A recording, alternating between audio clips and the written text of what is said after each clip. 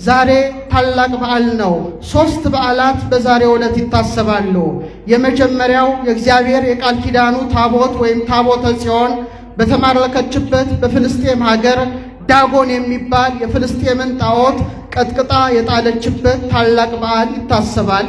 ሁለተኛው በቀዳማዊ ምኒልክ ዘመነ መንግስት የዛሬ 3000 ዘመን የእግዚአብሔር የቃል ኪዳኑ ታቦት ወደ ቅድስት ሀገራችን ወደ ኢትዮጵያ መምጣት ይታሰባል።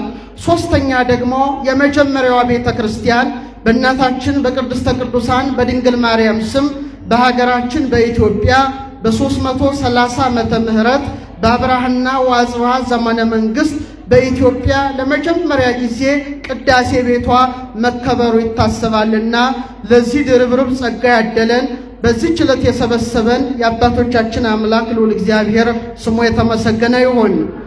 እግዚአብሔር የተመሰገነ ይሁን። የዛሬው በዓል ታላቅ በዓል ነው። ምስጢሩ ደግሞ እጅግ የሚገርም በዓል ነው። የእግዚአብሔር ታቦት ይታሰባል። በእውነት ታቦተ ሕጉ ወይም ታቦተ ጽዮንን ከማንሳታችን አስቀድሞ እግዚአብሔር የታቦትን ምስጢር የገለጠው በኢየሩሳሌም ሰማያዊት ነው። ቤተ ክርስቲያን ትትመሰል በጽርሐ አርያም ዘላይሉ እንዳለ እግዚአብሔር በዕለተ እሑድ 7ቱን ሰማያት ከፈጠረ በኋላ በሰማይ ላይ ታላላቅ ሥርዓትን ሠራ።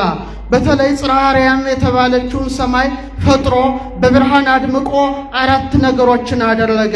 አንደኛ መንበረ ብርሃን የብርሃን መንበር በላይዋ እንዲቀመጥ አደረገ። በራእይ 8 ላይ መሠዊያ ይለዋል። ሁለተኛ በሥላሴ ጸዳል የምታበራ ታቦት ዘዶር የተባለች የብርሃን ታቦት በዛች ውስጥ እንድትቀመጥ አደረገ። 2 ሶስተኛ ይህንን የሚጋርድ 7 የእሳት መጋረጃ በኢየሩሳሌም ሰማያዊት ላይ አስቀመጠ። 4ኛ 4ቱን ጸወርተ መንበር በዙሪያው አሰለፈ። ዛሬም እንደ ጽርሐ አርያም ቤተ ክርስቲያን አለችን። እንደ መንበረ ብርሃን መንበሩ አለ። እንደ ታቦተ ብርሃን ታቦቱ አለ። እንደ መንጦላዕተ ብርሃን መጋረጃው አለ። በእውነት ቤተ ክርስቲያን ኢየሩሳሌም ሰማያዊት ናት። ታቦት ዘዶርን አኖረ። የእናቱ የድንግል ማርያም ምሳሌ አደረጋት። በኢየሩሳሌም ሰማያዊትም አስቀመጣት። በኋለኛው ዘመን ማደሪያው ታቦቱ የምትሆን ቅድስት ድንግል ማርያም በኢየሩሳሌም ትኖራለችና የእሷ ምሳሌ ልትሆን በሰማያዊት ኢየሩሳሌም ታቦት ዘዶርን አስቀመጠ። በኋላም በነ ባስልኤል በነ ኤልያብ አድሮ የእናቱ ምሳሌ የምትሆነውን የቃል ኪዳን ታቦት እንዲያዘጋጁ አደረገ። ሸምሸር ሰጢን ከሚባል ከማይነቅዝ እንጨት ቀርጻችሁ አብጁ፣ ታቦቷንም በውስጥም በውጪ በወርቅ ለብጧት አለ። ያቺ በወርቅ የተለበጠች ታቦት በንጽህና በቅድስና በዘላለማዊ ድንግልና ያጌጠችው ድንግል ማርያም ነበረች። በረከቷ ይደርብን። 4 ቀለበት ነበራት።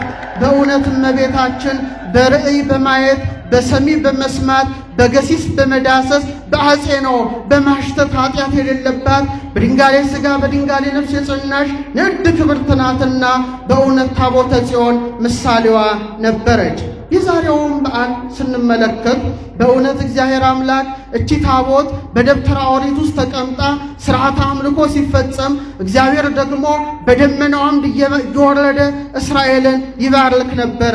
ከነ ሙሴ ተያይዞ እስከነ ዘመነ ኤሊ ደረሰ። ኤሊ ቢባል ሊቀ ካህን በነበረበት ሰዓት ክህነትንም ምስፍናንም አንድ አድርጎ ይዞ ሲመራ አፍኒንና ፊንሐስ የሚባሉ 2 ልጆች ነበሩት። በክህነት አገልግሎት ያገለግሉ ነበረ። መጽሐፍ ቅዱስ ግን ምን ይላል? በእግዚአብሔር ፊት የተናቁ ምናምንቴዎች ነበሩ ይላል። የቃል ኪዳኑ ታቦትን ያገለግላሉ። እግዚአብሔር በረድኤት የሚገለጥባትን የቃል ኪዳን